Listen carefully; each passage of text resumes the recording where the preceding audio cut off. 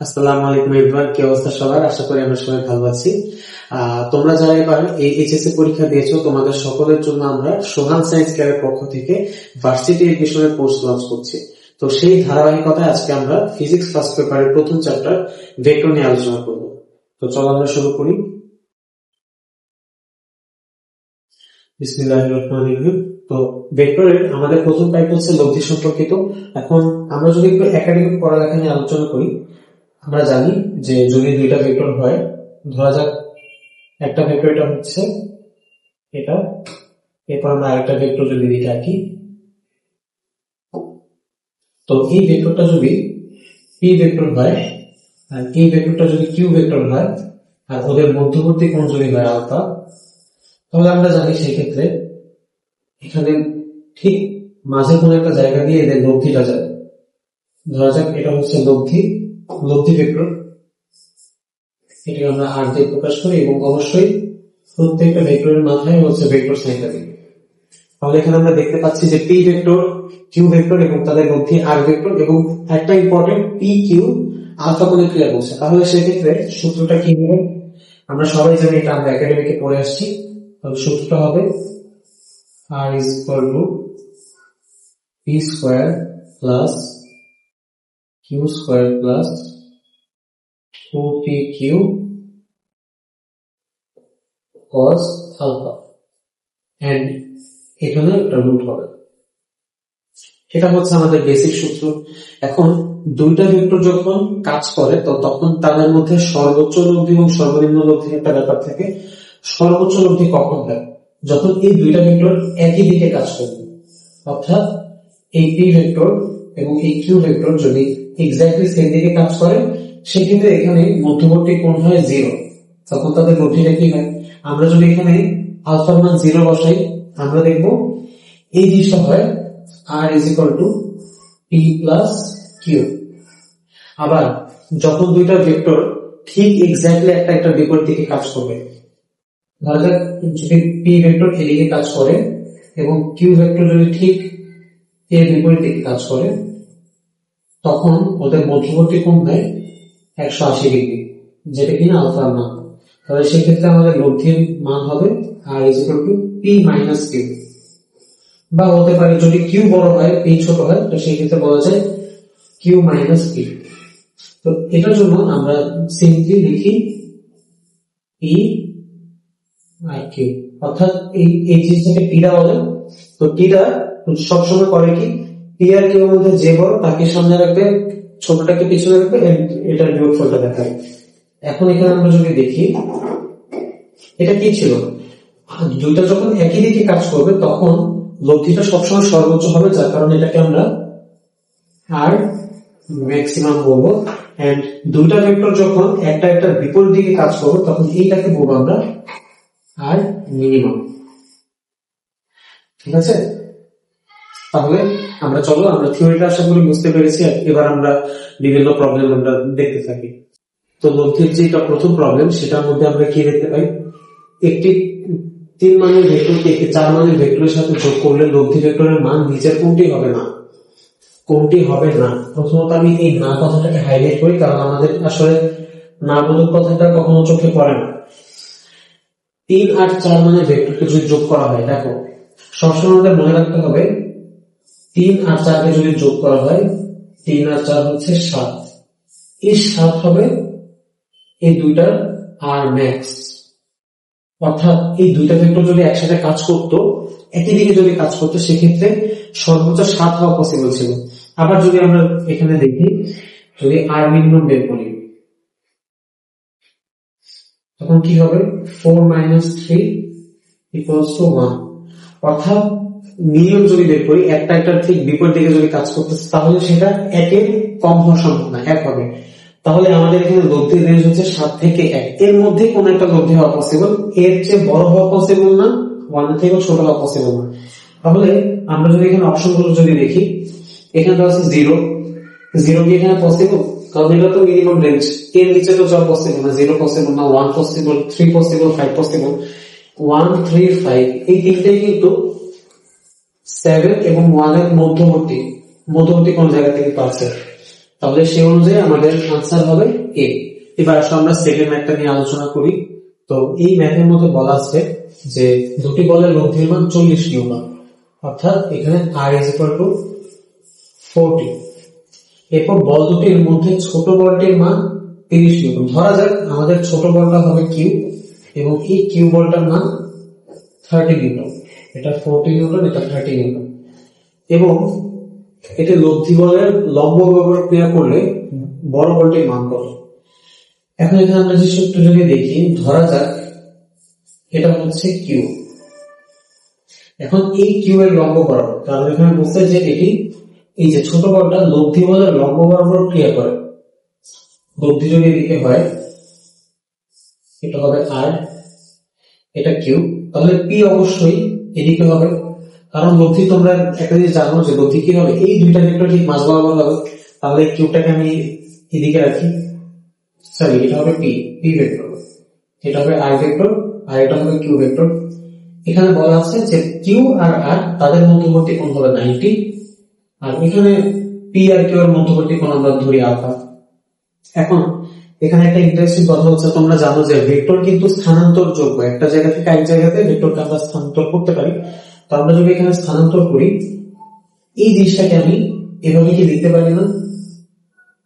আমার তো যদি একটু বাঁকা হচ্ছে, বাট আশা করি তোমরা বুঝতে পারতেছো, এটা হচ্ছে পি ভেক্টর। তাহলে এখানে আসলে কি হয় দেখো তো, এটা কিন্তু একটা সমকোণী ত্রিভুজ, তাই না? পি কিউ আর এর একটা সমকোণী ত্রিভুজ হয়, যেখানে এই পি ভেক্টরটা আসলে অতিভুজ, কিউ ভেক্টরটা ভূমি, আর আর ভেক্টরটা কি লম্ব। তাহলে আমরা এখানে সোজা কথায় যদি করি যে P is equal to R square plus Q square whole root. আমরা এখানে পিথাগোরাস অ্যাপ্লাই করছি, তাহলে আর এর মান এখানে দেওয়া আছে হচ্ছে 40 স্কোয়ার প্লাস কিউ এর মান দেওয়া আছে 30 স্কোয়ার। এটাকে যদি আমরা হোল রুট করি তাহলে এখানে কত আসে, আমরা একটু ক্যালকুলেটরে নিশ্চয়ই সলভ করি। Root over 40 square plus 30 square, তাহলে আসে 50। তাহলে পি এর মান হচ্ছে 50 নিউটন। এখানে 50 নিউটন কি আছে? ইয়েস, সি নাম্বারটা হচ্ছে আনসার।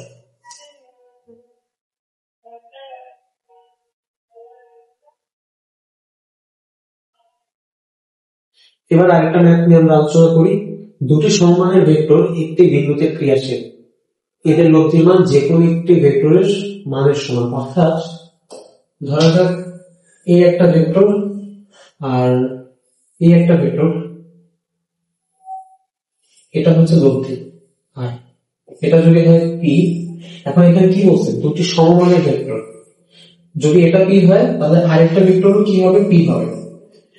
এরপর হলো যে এদের লব্ধির মান যে কোনো একটি ভেক্টরের মানের সমান। এখন লব্ধি যদি আর হয়, এটা যে কোনো একটা মানের সমান যদি হয়, তাহলে আর ইজ ইকুয়াল টু পি হবে। এটাকে আমরা পি বলতে পারি, তাই না? তাহলে কি বলতে হবে, এখন ভেক্টর দুটির মধ্যবর্তী কোণ কত, এই আলফাটাকে আমাদের জানতে চাইছে। আলফা, এই আলফাটা কি হবে, আলফা বের করতে হবে। তাহলে আমরা একটা জিনিস জানি যে R square is equal to P square plus Q square plus 2pq cos alpha. এখানে আমাদের আলফাটা বের করতে হবে। এবার যদি একটু কালারটা চেঞ্জ করি, এখানে আর কত বলো, তার কিন্তু পি, তাহলে এটাকে পি স্কোয়ার লিখতে পারি। P square is equal to P square plus, এই অংশটাকে আমরা পি স্কোয়ার লিখতে পারি, পি স্কোয়ার প্লাস 2pq। এই কিউটা আসলে কি, এই কিউটা আসলে পি, তাহলে দুইটা পি নিলে হবে, এটাকে আমি একটু এদিকে লিখি, plus 2p square cos alpha.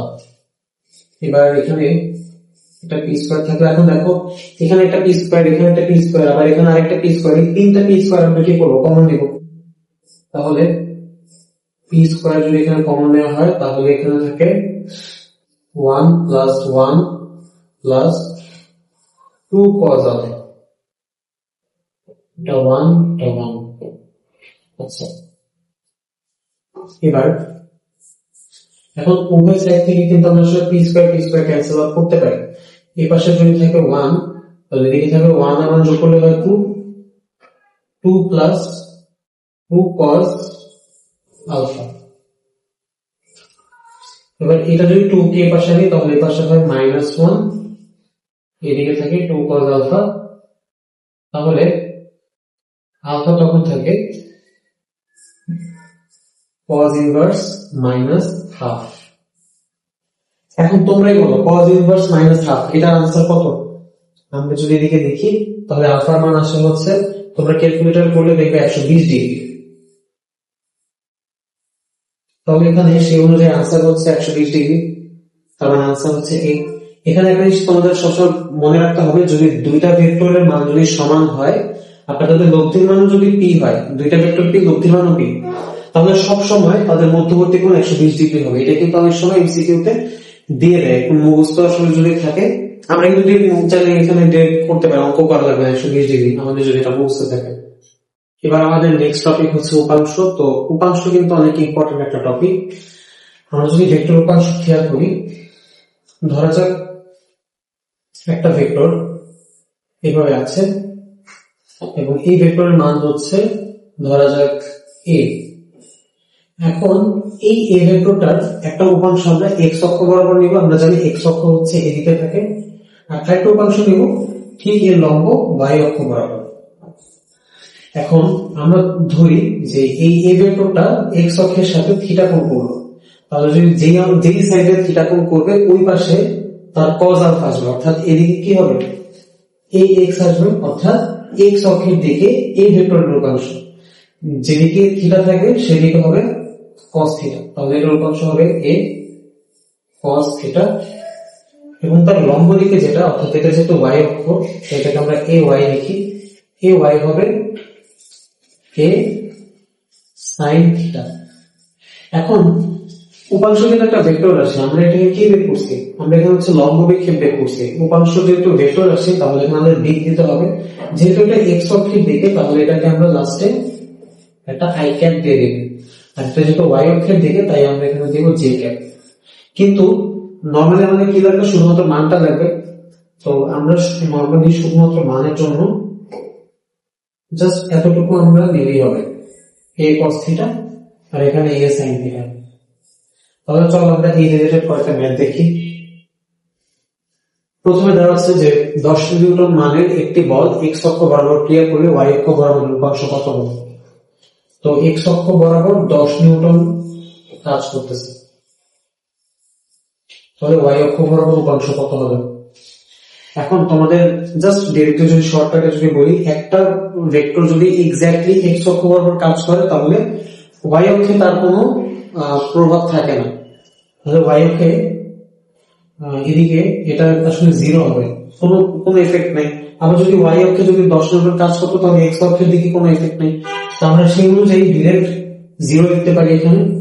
আবার ম্যাথমেটিক্যালিও যদি আমরা দেখাই, এটা x অক্ষের সাথে 0 ডিগ্রি কোণ তৈরি করছে, তাহলে এটা যদি ধরা যাক এটা b ভেক্টর হলো, তাহলে b এর x অক্ষের উপাংশ হবে কি b cos 0 degree. cos 0 degree মান যদি আমরা 1, তাহলে এটা আসলে b থাকে। আর লম্ব দিকে কি হবে, লম্ব দিকে হবে b sin 0 degree. sin 0 degree মান কত তোমরা বলো তো, sin 0 ডিগ্রি মান হচ্ছে 0, তাহলে এটা কি হবে 0 হবে। তো ম্যাথমেটিক্যালি আমরা দেখতে পাচ্ছি যে এটা 0 আসে। এই প্রশ্নে বলা আছে যে একটি কাঠের খণ্ডকে আনুভূমিকের সাথে 60 ডিগ্রি কোণে 200 নিউটন বলে টানা হচ্ছে। চলো আমরা একটা কাঠের খণ্ড আঁকি। ধরা যাক এটা হচ্ছে একটা কাঠের খণ্ড, এটাকে আনুভূমিকের সাথে 60 ডিগ্রি কোণে, তো এটা যদি আনুভূমিক হয়, আনুভূমিকের সাথে 60 ডিগ্রি কোণ, 60 ডিগ্রি কোণে এটাকে টানা হয়েছে। কত নিউটন বলে 200 নিউটন। তো ধরা যাক এখানে a =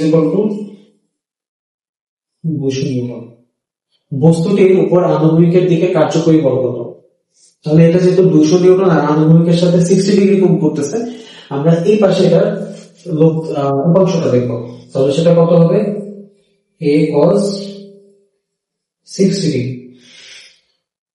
তাহলে এর মান হচ্ছে 200, আর cos 60 ডিগ্রির মান জানি আমরা হাফ,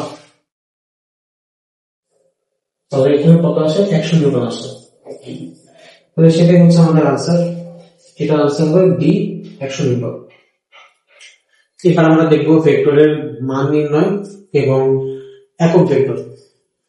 তো প্রথমত আমরা যদি ভেক্টরের মান নির্ণয় করি, ধরা যাক আমাদের একটা ভেক্টর দেওয়া আছে এ, এটা ধরা যাক এটাকে যদি আমরা তিনটা অক্ষের মধ্যে উপাংশ সহ যদি লিখি, তাহলে এ এক্স আই ক্যাপ, অর্থাৎ এক্স অক্ষে এটার উপাংশ এ এক্স এবং দিকটা হচ্ছে I cap plus A Y J cap plus A Z K cap. এখন এই ভেক্টরের যখন আমরা মান নির্ণয় করব, তখন আমরা ডিরেক্ট এটা লিখব যে a is equal to ax square plus ay square plus az square, and এটার উপর অবশ্যই রুট চিহ্ন দিতে হবে। এটা হলো ভেক্টরের মান। তাহলে আমরা এখানে লিখতে পারি এটা হচ্ছে মান। এটা আমি একটু বক্স করি।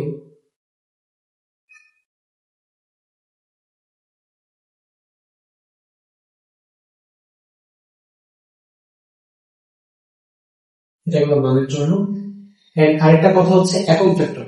একক ভেক্টর আমরা জানি যে কোন একটা ভেক্টরকে এটার মান দিয়ে যদি ভাগ করি তাহলে একক ভেক্টর পাওয়া যায়।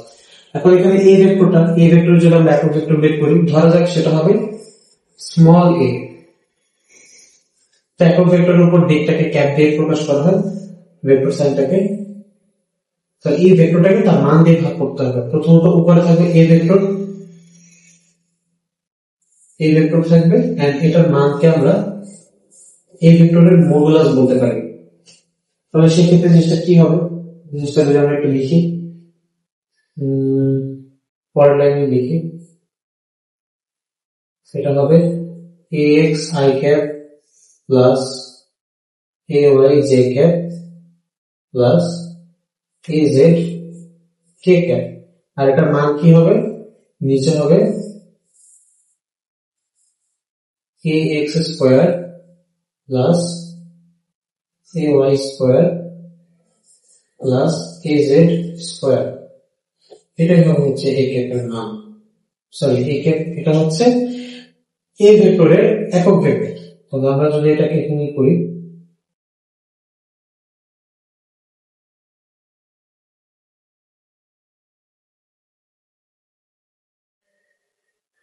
ঠিক আছে, আমরা এখানে লিখি এটা হবে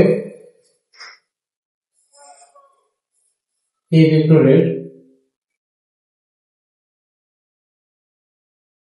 একক ভেক্টর।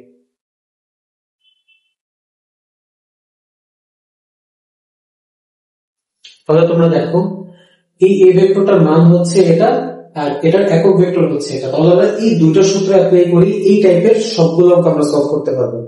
তো চলো আমরা দেখি। প্রথম প্রবলেমটা দেওয়া আছে 3i cap minus 4j cap plus 12k cap ভেক্টরটির মান কত? তো আমরা একদম ডাইরেক্ট ইজি একটা সূত্র। তো আমরা যদি লিখি এটার মান, ধরা যাক এই ভেক্টরটা যদি p হয়, তাহলে p এর মান কি হবে? 3 square plus minus 4 square plus 12 square, আর এটা তো হোল রুট। এবার তাহলে এটার মান কত হবে আমরা দেখি। root over 3 square plus 4 square plus 12 square। তো এটার মান আসে 13।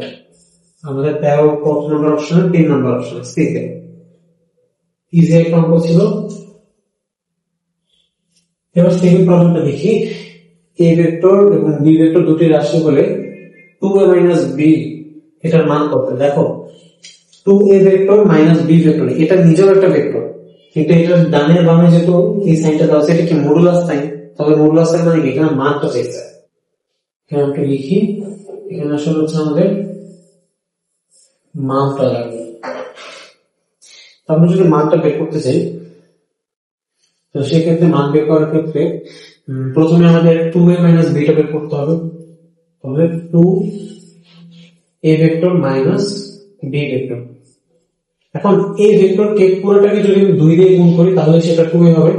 তাহলে এখানে যদি 2 দিয়ে গুণ করি এটা হবে 2i ক্যাপ, এটা হবে 4j cap, 4j cap plus 2k cap minus, এবার বি ভেক্টরের এটাকে পুরোটাকে যদি আমরা মাইনাস করি এটা মাইনাস বি ভেক্টর হবে, এটা হবে 3i cap minus j cap minus 4k cap. এবার আমরা ক্যালকুলেশন করি কি আসে, 2i ক্যাপ থেকে মাইনাস 3i ক্যাপ করলে হয় মাইনাস i ক্যাপ, তারপর এখান থেকে হয় প্লাস 3j ক্যাপ এন্ড এখান থেকে মাইনাস 2k ক্যাপ। এবার যদি এটাকে আমরা মডুলাস করতে যাই, অর্থাৎ modulus of 2a vector minus b vector কি থাকে মাইনাস 1 স্কয়ার, অর্থাৎ এখানে আমরা জাস্ট মানগুলো লিখব, minus 1 square plus 3 square plus minus 2 square and পুরোটার উপর হোল রুট দেব। তাহলে সেক্ষেত্রে কত থাকে, সেক্ষেত্রে থাকে হচ্ছে 1 প্লাস 3 কা 9 2 4 রুট ওভার 14 থাকে, রুট ওভার 14।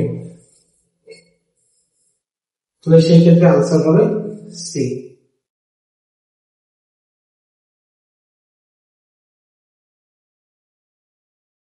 তাহলে এটাকে আরেকটা আমরা দেখি, মান শূন্য নয় এরকম একটি ভেক্টরকে তার মান দ্বারা ভাগ করা হলে কি পাওয়া যায়। এখন দেখো একটা ভেক্টরকে তার মান দ্বারা ভাগ, আমরা একটু আগে বলছি যে একটা ভেক্টরকে যদি মান দিয়ে ভাগ করি সেটা কি হবে একক ভেক্টর হয়, তাহলে সেক্ষেত্রে আমাদের आंसर হবে একক ভেক্টর।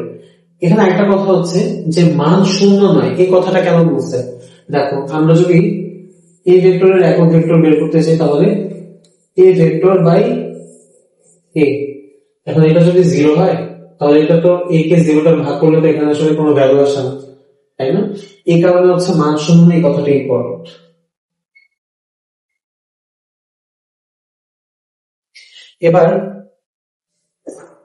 এবার লাস্ট একটা টপিক, এই টপিকটাও এডমিশনে প্রচুর আসে এবং টপিকটার নাম হচ্ছে ডট গুণন। ডট গুণ কি, আমরা ভেক্টরকে যখন গুণ করতে যাই দুইটা ভেক্টরকে, ধরা যাক একটা ভেক্টর এ একটা ভেক্টর বি, তো এদেরকে দুইটা ভাবেই গুণ করা যায়, একটা হচ্ছে ডট গুণ অর্থাৎ মাঝখানে ডট থাকবে, একটা হচ্ছে ক্রস গুণ। তো এই পর্বে আমরা ডট গুণ নিয়ে আলোচনা করব।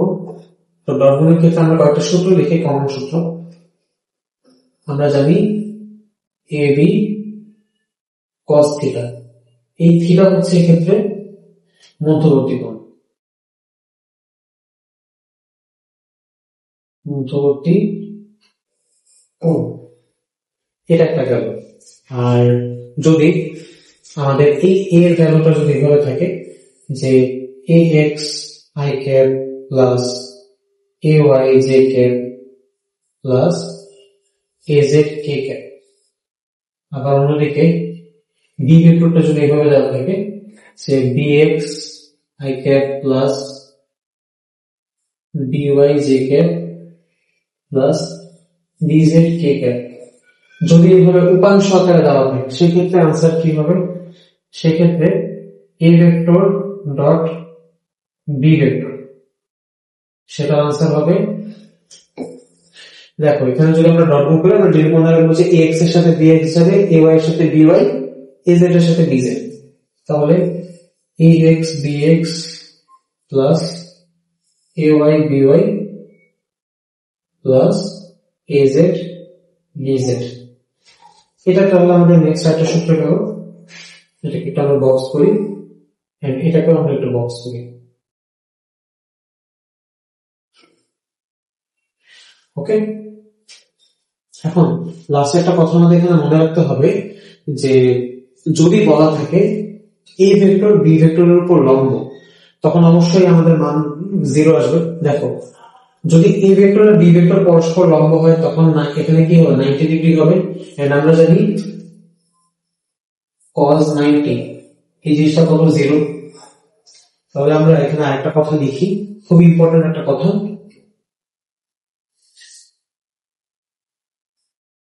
a ও b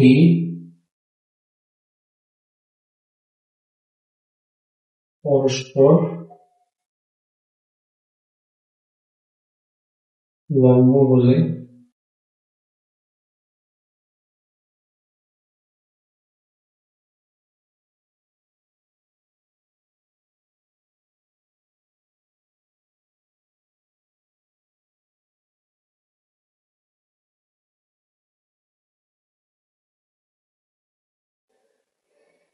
তাহলে আমরা এখানে কি লিখলাম? এখানে বললাম যে এ ও বি যদি পরস্পর লম্ব হয় তাহলে ডট গুণফল হবে 0। এই হচ্ছে মোটামুটি ডট গুণফল নিয়ে আমাদের বেসিক আলোচনা। এবার চলো আমরা প্রশ্ন সলভ করি। প্রথম প্রশ্নটা কি বলা আছে যে দুটি ভেক্টর এ ও বি এর যোগফল তাদের পার্থক্যের উপর লম্ব, নিচের কোন তথ্যটি সঠিক? দেখো এ ও বি এর যোগফল সেটা কি হবে? আচ্ছা, এটা হচ্ছে এ প্লাস বি, আর পার্থক্যটা কি? পার্থক্য হবে হচ্ছে এ মাইনাস বি। তাহলে পার্থক্যের উপর যদি লম্ব হয় সেক্ষেত্রে আমরা এখানে ডট গুণফল করতে পারি। আমরা এখানে বলছি যদি দুইটা ভেক্টর লম্ব হয় সেক্ষেত্রে কি হবে? ডট প্রোডাক্ট হবে অবশ্যই 0। এবার তাহলে আমরা করি A vector plus B vector dot গুণফল A vector minus B vector. অবশ্যই এখানে আমরা ভেক্টর সাইন দিই। তাহলে আমরা যদি ডট গুণফল করি ডট প্রোডাক্ট 0 হবে। আমরা লাস্টে যে লাইনটা লিখছিলাম সেই অনুযায়ী এবার আমরা একটু সলভ করি। তো এখানে আসে, এখানে এ আসে প্লাস এটা এ ভেক্টর আর বি ভেক্টর ডট গুণফল হবে A vector dot B vector, আবার minus A vector dot B vector, and B vector আর বি ভেক্টর মধ্যে যদি ডট গুণফল হয় সেক্ষেত্রে এটা হবে বি স্কয়ার, আর এটা হবে হচ্ছে এ স্কয়ার। এটাকে আমি ডিরেক্ট এ স্কয়ার লিখতে পারি, এ স্কয়ার। এখন কথা হচ্ছে এটা কেন এ স্কয়ার, এটা কেন বি স্কয়ার হলো? কারণ এখানে একটু আমি শর্টকাটে যদি লিখি, আচ্ছা এদিকে না লিখি, এটা এক সাইডে লিখি। ধরা যাক এখানে এ ভেক্টর ডট এ ভেক্টর, তাহলে সেটা কি হবে? এ এ cos। এখন দুইটাই তো এ ভেক্টর, তাহলে কি দুইটারই মধ্যবর্তী কোণ 0 ডিগ্রি হবে না? দুইটা তো আসলে একই ভেক্টর, তাহলে cos 0 ডিগ্রি। cos 0 ডিগ্রি মান 1, তাহলে a আর a মিলে কি হয়? a স্কয়ার হয়। সিমিলারলি এই বি ভেক্টর আর বি ভেক্টরকে যখন আমরা ডট প্রোডাক্ট করব তখন সেটা কি হবে? বি স্কয়ার হবে। আচ্ছা, এখানে তো বি এর সঙ্গে মাইনাস আছে, তাহলে এখানে আসলে পজিটিভ সাইনটা হবে না, নেগেটিভ সাইন, এটা হচ্ছে মাইনাস। তাহলে a square plus ab minus ab, এই প্লাস ab এর মাইনাস এর কাটাকাটি যায় আর এই পাশে থাকে 0, তাহলে এদিকে আসে a square minus B square ওই পাশে যদি নেই তাহলে a square is equal to B square, এই কথাটা আসে। এখানে আমরা যদি একটু দেখি কোনটাকে মিলছে। আচ্ছা, আরেকটা লাইন করতে হবে, যদি a square is equal to B square হয় সুতরাং a is equal to B, অর্থাৎ a ভেক্টরের মান আর বি ভেক্টরের মান পরস্পর সমান। এটাকে আমরা আরেকভাবে লিখতে পারি, দুইটাকে যদি ভেক্টর সাইন দিয়ে মডুলাস দেই তাহলে কিন্তু এই একই কথাই মিন করে। এটাকে আমরা একটু বক্স করি।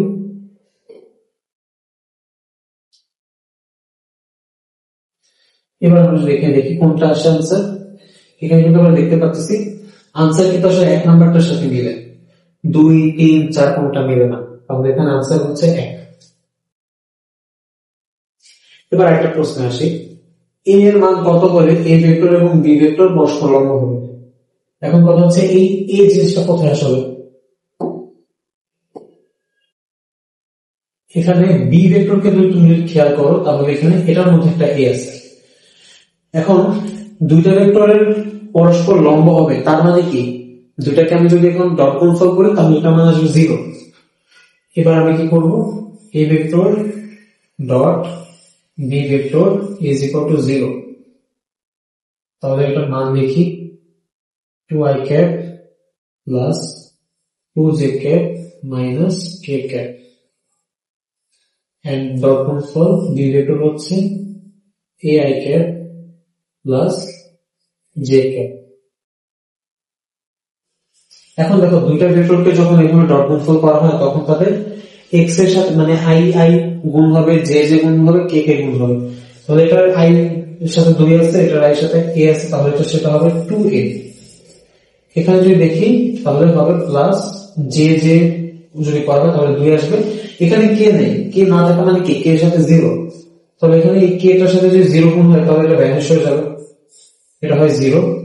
তাহলে আমরা যদি এখানে করি a হবে -2/2 অর্থাৎ a -1। দেখি তো a -1 আছে কিনা। হ্যাঁ, আচ্ছা সরি, এটা তো আনসার হবে না, a -1 অর্থাৎ c হচ্ছে এখানে আনসার। এবার লাস্ট একটা কোশ্চেন, দুটি ভেক্টর a এবং b এর মধ্যবর্তী কোণ কত? যখন তোমাদেরকে মধ্যবর্তী কোণ জিজ্ঞেস করবে, দুইটা ভেক্টরের মধ্যবর্তী কোণ, তোমরা অবশ্যই ডট গুণফল করবে, কারণ ডট গুণফল করলে সেই ক্ষেত্রে মধ্যবর্তী কোণ বের করাটা ইজি হয়। আমরা যদি এখানে ডট গুণফল করি অর্থাৎ a vector dot b vector, তবে সেক্ষেত্রে হবে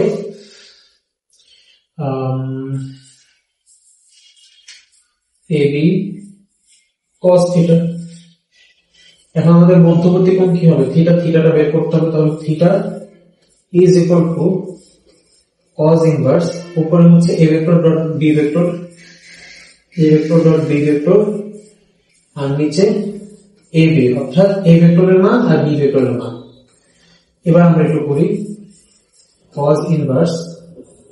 এখন a ভেক্টর ডট b ভেক্টরটা আমরা মুখোমুখি করতে পারি, i এর সাথে i এর সহগ চাইবে, তাহলে 3 5 কত 15, তারপর j এর সাথে যাবে j। এখন দেখো এখানে এই দুটার মধ্যে কিন্তু একটাতে j আছে একটাতে j নেই, তাহলে এটা 0, তাহলে এটা হবে 0। আবার এখানে কে নাই, এখানে কি আছে, তাহলে এইটার কে কত 0, এটা সে গুণ করে কি হবে 0 হবে 0। তার মানে উপরে কিন্তু আসলে 15 থাকে। তাহলে আমি এখানে একবার জিনিসটাকে মুছে ফেলি, সেটা একবারে মুছে উপরেটাকে 15 লিখে 15।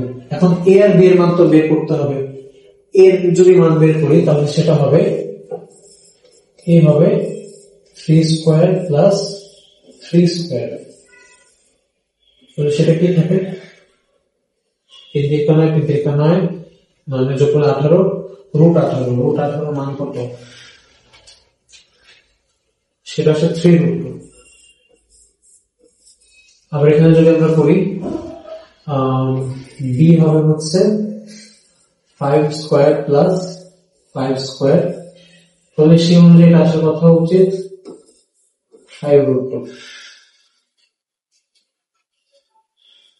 হ্যাঁ 5√2 আসে। তাহলে আমরা এখানে a আর b এর মান পাই, a হচ্ছে 3√2 গুণ b হচ্ছে 5√2। তাহলে আমরা যদি কাটাকাটি করি, কাটাকাটি হচ্ছে ডিরেক্ট একবারই आंसरটা বের করি। cos ইনভার্স এখানে থাকে হচ্ছে উপরে 15 নিচে 3 * 2 * 5, তাহলে আসে হাফ। এখন তোমরাই বলো cos এর কত ডিগ্রির জন্য মান হাফ আসে? आंसर একদম সবার মুখস্থ থাকা উচিত, এটা হচ্ছে 60 ডিগ্রি। এখন দেখি তো এখানে 60 ডিগ্রি কি আছে। হ্যাঁ, এক নাম্বার অপশনটাই 60 ডিগ্রি। তাহলে আমরা আজকে ভেক্টরের যে পার্ট এ ভিডিওটা দেখলাম, এটার মধ্যে আমরা ডট প্রোডাক্ট নিয়ে আলোচনা করছি। পরবর্তীতে আমরা ক্রস প্রোডাক্ট, তারপর ভেক্টরের আপেক্ষিক বেগ এন্ড লাস্টে হচ্ছে ভেক্টর ক্যালকুলাস নিয়ে আলোচনা করব। তো আশা করি আপনাদের সবার এই ক্লাসটা ভালো লেগেছে এবং আপনারা এই ক্লাসে উপকৃত হবেন। আপনারা সবাই সোহান সায়েন্স কেয়ার ইউটিউব চ্যানেলটা সাবস্ক্রাইব করে রাখবেন, তাহলে পরবর্তীতে এই ধরনের আরো ভিডিও আপনারা দেখতে পারবেন এবং কোর্সের বাকি ভিডিওগুলো ইউটিউব চ্যানেলে এবং ফেসবুক পেজে আপলোড করা হবে। তো ধন্যবাদ সবাইকে, আসসালামু আলাইকুম ওয়া রাহমাতুল্লাহ।